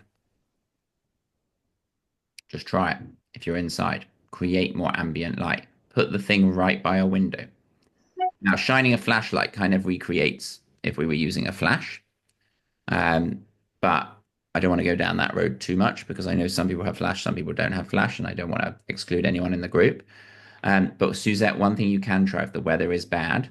In fact, if you have two flashlights, even better, just set up a flashlight on the table. Like you can prop it up on a chair or a stool, have one flashlight coming in here and one flashlight coming in here, because that's going to give an even light to the tank. If you just have it coming from one side, you're going to get half the thing's going to be in shadow. And what putting the flashlight on it, Suzette, will do will allow you to get to these fast shots. It will kind of recreate like going from a foggy, cloudy, rainy day to a sunny day. That's a workaround. Definitely something that you can try. If you've got a flashlight that's not your iPhone, I would definitely say to use that because you want something that's a little bit more powerful. Flashlight, I would have the flashlights about 4 feet away. Not too close, because otherwise it's just going to look like you've got a little Like a flashlight. spot of light. You got a spotlight, and that goes on to something that we're going to learn next time. We're going to really go. I want to go into detail. I want you to play with this setup, outside and inside. If you can't do it outside, that's okay. We'll try it inside. There's a window of opportunity where you have one afternoon, and it doesn't even have to be sunny, but it just doesn't have to be grey and cloudy.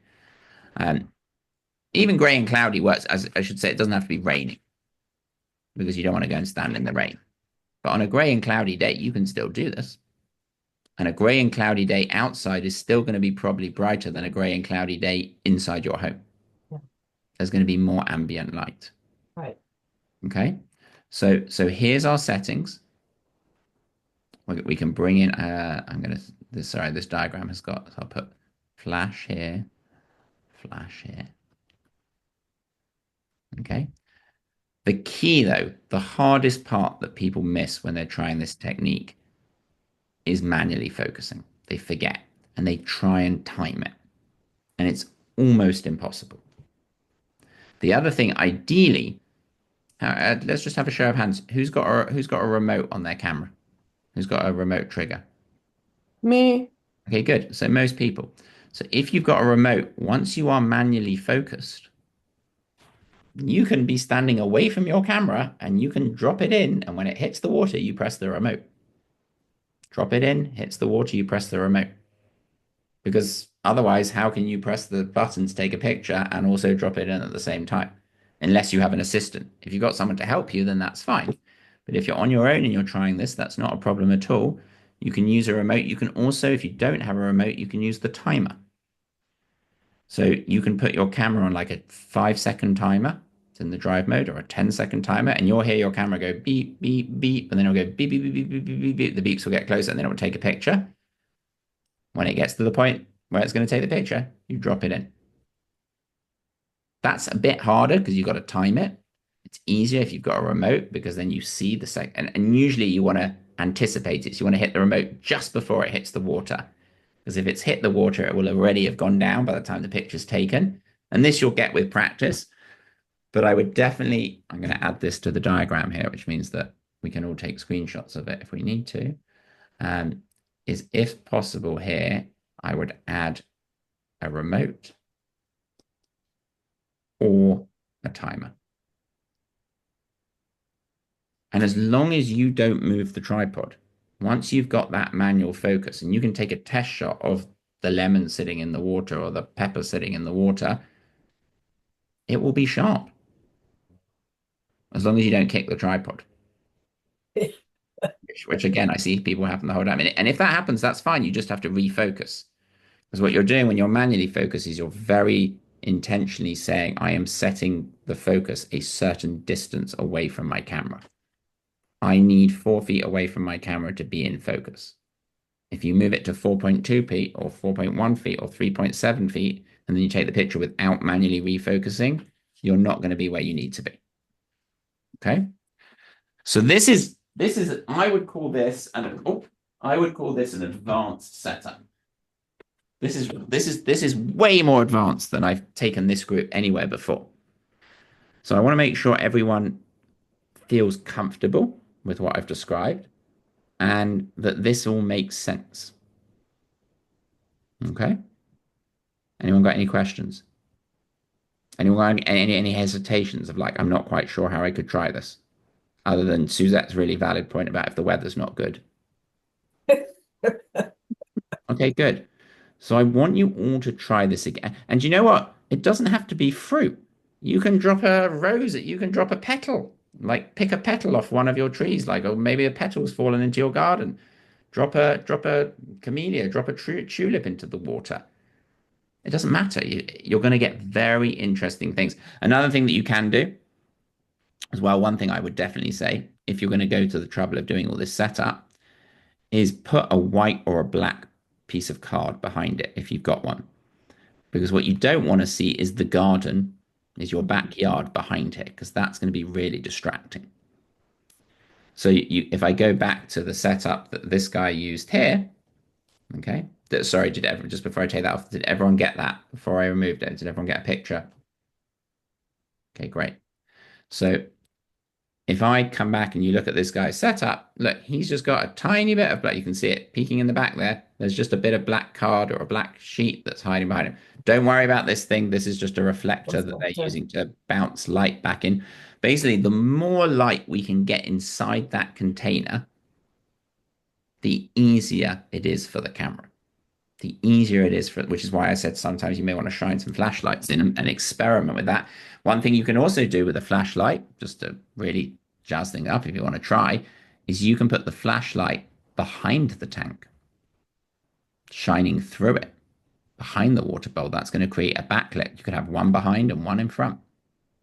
Again, this is going more into what we call off-camera lighting, which later on in the got one on the bottom too. Looks like he's sitting on a reflector. Yeah, it is sitting on a reflector. And that's because the sun is coming here, right? And he just wants to literally get as much light as possible into there.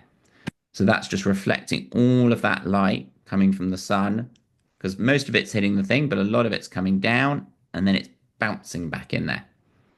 Well, I'm excited to try again because I actually tried a lot of this, like the background, the reflector, the tripod.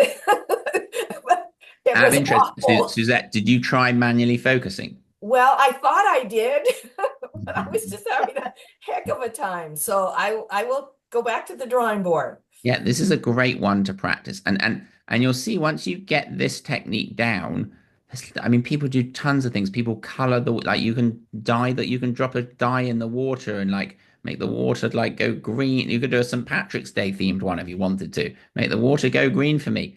And drop in I don't know, I'm trying to think of something that's Irish. Drop in a There we are. Drop in a shamrock instead. But there's the creative possibilities once you start to learn how to do this. And this is really where I'm pushing this group. At the moment, we're talking about fast shutter speeds. The comfort zone that we're all used to and we're all good at now is being somewhere between 1/100 and 1/500, taking pretty pictures of flowers, of people. Like, I feel like this group's got that. There's work to do still on composition and seeing things, but technically, I need to push you. And the first way I'm pushing you is I'm challenging you to think about fast shutter speeds, and then we're probably going to go the other way, and I'm going to challenge you to think about slow shutter speeds, how to deal with that. But ultimately, I would be, I mean, if anyone comes around to me and then we end up with a picture like this, oops, I will be blown away. Like with any of these three, if you've got one of those three, amazing. No Um, stress. but there's no stress. But what I'd love for everyone to do, please, even if you're struggling with it, send me the ones you're struggling with because I can look at them almost straight away and I can tell you what you've done wrong or what you could have done differently. Another interesting thing to do as well, which may help me, is if you do have the chance to practice this, and again, I don't put you in detention if you don't practice, if you don't do the assignment, but I want you to try it, is take a picture of your setup on your phone. Just take a picture before you take a picture. Just take a picture, kind of like how this guy's taken a picture of our setup, just so we can see what you've done. Not only is that good for me to see and for the group to see, so I'd love for you to send the setup, but it's also very useful for you to help you to learn because when you go back and try to do something like this in 3 months, 6 months, like Suzette, in 3 months' time when the weather's amazing, you can go out in the backyard and do this. That's great. And you We'll and you have a and party. yeah, exactly. Um, okay, good. So, so no one's got any more questions on that, right? We feel good. Good. Let me spend the last 3 minutes looking at these last few photos. Okay, which are kind of interesting. This one I really like. A little bit overexposed, tiny bit. 1/2000th of a second. This one with a shallow. This is on an iPhone. The iPhone took at a shallow. This one I'd be thinking about. Maybe we want to flip it. I wonder what it looks like if we. Oops. If we flip it this way. No, I don't like that. Prefer it the way it went. Um, I kind of like in here, like the knot in here is very interesting. Nice use of focus, good use of fill the frame. What does everyone, and I think this one was submitted because of the leaf. I think the person really liked the leaf here as like a point of interest, which I agree. I think it is nice. Is it distracting? Yeah, maybe. Could we have taken the same picture and just focused on the texture of the leaf and the log down there? Let's have a look. Arguably, like maybe like down here. Um, but this is very good. Really good use of fill the frame. Same here. Watch out for the green light, refracting off everything. But very nice use of filling the frame. Again, there's a lot to look at here, though. A lot to look at. It's really nice, and I love the texture. I toned down the exposure just a tad. Just That was clearly taken somewhere like in California because our plants of that nature are not barely even erupting from the ground. You could have even been, there's a few people on this group who are more in Southern California. So this could be from, I can't remember who sent this. This could be more from Pasadena, like down where the weather is slightly warmer because not much has happened in Northern California either. Yeah, a little bit, but not much. And then these two to finish on, this was really interesting. The person took this and they did two versions. Love the filling the frame. I actually think with this one, the color one is better. Mhm. I think the black and white one, we've lost the detail. And partly because with the black and white one, because the lighting is quite hard, you're not seeing as much of the texture and rings in the tree. I appreciate what the person's done in terms of trying to increase the dynamic range, which we've talked about in previous lessons with a black and white conversion. But I definitely think that this one is a stronger image. And got lovely light on it. It's very, again, probably that focal point in the middle, I'd probably be offsetting it a bit more, maybe going like that if I took this something like that, just so it's not smack bang in the middle. But generally really good. Nice capture. Okay, so we've got our homework. Okay. So our homework is this is the opposite of anything I've given you in the past. Usually I give you a very vague theme. This I'm being very defined. I'm still going to call it fast shutter speeds. And still I want you to play around with taking pictures of fast shutter speeds. Try running a bath and taking a picture of the bubbles in the bath. Like anything where you use the fast shutter speed, but I really want you to try this setup of dropping stuff into the water. Okay. I want to challenge you. Okay. Take a picture of A, the setup, send it to me, and B, a couple of your attempts. Don't worry if they're blurry, if they're out of thing, I don't care. I want to see what you're doing. That helps me be able to help you get them. But if you follow the plan, you can go back and listen to the recording even as you're setting up the setup. I'm pretty confident that you guys can get this. Okay. Great. So let me hold on, I'll keep the recording going just for a sec. The next Friday the 21st is the next one. Yeah, which is good. So hopefully, Suzette, you've got a weekend. You've got one day at least where you're going to have good weather. We've got a little bit more time. We'll let you know. Um, Well, I so used my kitchen and I actually was able to get the light pretty well when I was experimenting with this, but I just could not get. But I the should have just hardest turned it part, in. I should the have turned it hardest in part, so you the could have hardest seen. part is the focus. Yeah, that's what I was having trouble with. The hardest part, and that's primarily if you're trying to do it on autofocus, it's almost impossible. Okay, I will stop the